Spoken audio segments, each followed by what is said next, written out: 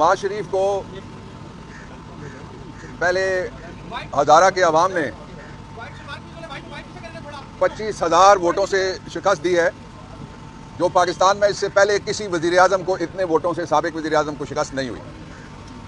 इस शर्मनाक शिकस्त के बाद नवाज शरीफ ने कोशिश की कि लक्ष्मी में एक प्रेस के ज़रिए से नए वोट अपने छापे, जिनमें बैलेट पेपर के ऊपर वो जीते हुए हों और शहजादा गुस्तासिब जो मेरा क्लाइंट है वो हारा हुआ दिखाई दे। वो हमने यहाँ कई समातें हुई, आपको मालूम है, और आज इलेक्शन कमीशन ने ये फैसला किया है कि नवाज शरीफ की ये दरख्वास्त 13 में दोबारा इलेक्शन कराया जाए, वो मुस्तरद कर दी गई है।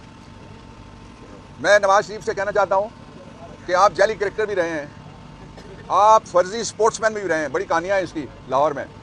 मैं आपको आज से सही स्पोर्ट्समैन मानूंगा, अपनी शिकस्त को आप तस्लीम कर लें। आपको मैदान में शिकस्त हुई, आपको कमीशन में शिकस्त हुई, जहाँ भी जाएंगे आपको शिकस्त होगी।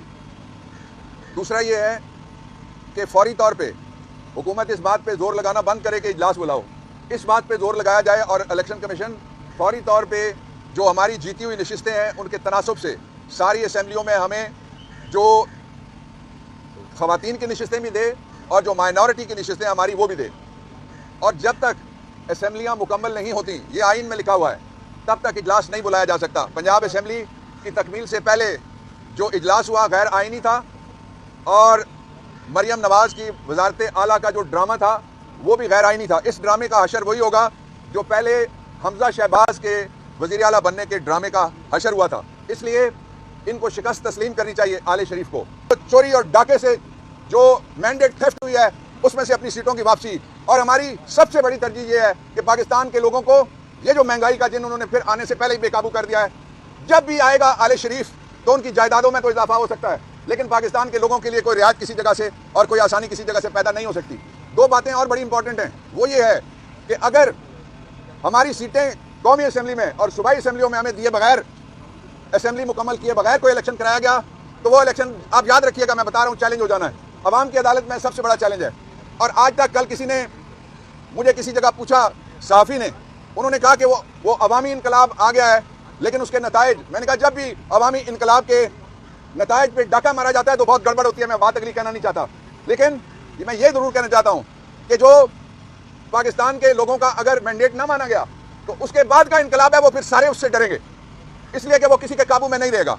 बदअमनी और अमन के दरमियान जो दीवारें चीन है, बदअमनी को अमन खराब करने की तरफ नहीं आने दे रही, उसका नाम भी कैदी नंबर 804 है, उसका नाम पाकिस्तान तहरीक इंसाफ, और उसका वो हमें जिन्होंने लोगों को ये बात बताई है और लोगों को समझा रहे हैं आज भी कि we believe in constitutional democracy in the country. हम आईनी जमहूरियत पे यकीन रखते हैं, और आईनी जमहूरियत में डंडा और रोड़ा इस्तेमाल नहीं हो सकता। उसमें जो बैलेट की फतह है उसको बुलेट की फतह में तब्दील नहीं किया जा सकता। इसलिए यह खतरनाक खेल होगा फेडरेशन के साथ, और यह खतरनाक खेल होगा जिसमें से माइनस किया जा रहा है माइनॉरिटीज़ को। अभी मुझे माइनॉरिटीज़ के भी कुछ लोग मिले हैं, वो इस बात पे बड़े परेशान हैं कि हम किसके रब्ता करेंगे, क्यों हमें माइनॉरिटी की सीटों से महरूम किया जा रहा है। मैं मुतालबा करता हूँ पाकिस्तान तहरीक इंसाफ की तरफ से कि हाउसेज मुकम्मल किए जाएँ, और उसके बाद जो ड्रामा आपने रचाना है उस ड्रामे में भी आपको नाकामी होगी। जब तक इमरान खान जो इस वक्त पाकिस्तान की, मैं फिर मुतालबा करता हूँ, कल भी मैंने कहा था किसी जगह कि इलेक्शन कमीशन फौरी तौर पर कौम को बताए कि किस पार्टी को कितनी वोटें पड़ी हैं। जिसको पूरे पाकिस्तान से 15 सीटें एक्चुअली नहीं मिली, आले शरीफ वो वज़ीर आज़म बनेगा, 54 सीटों वाले के पास प्रेसिडेंट हाउस चला जाएगा, और जिनके पास कुछ भी नहीं है वो सारे इक़्तिदार और इख्तियार के सोतों पे बैठ जाएंगे। ये पाकिस्तान के अवाम की मैंडेट की नहीं, इज्तिमाई शऊर की तौहीन है, और ये पाकिस्तान की तारीख की सबसे बड़ी शरपसंदी है।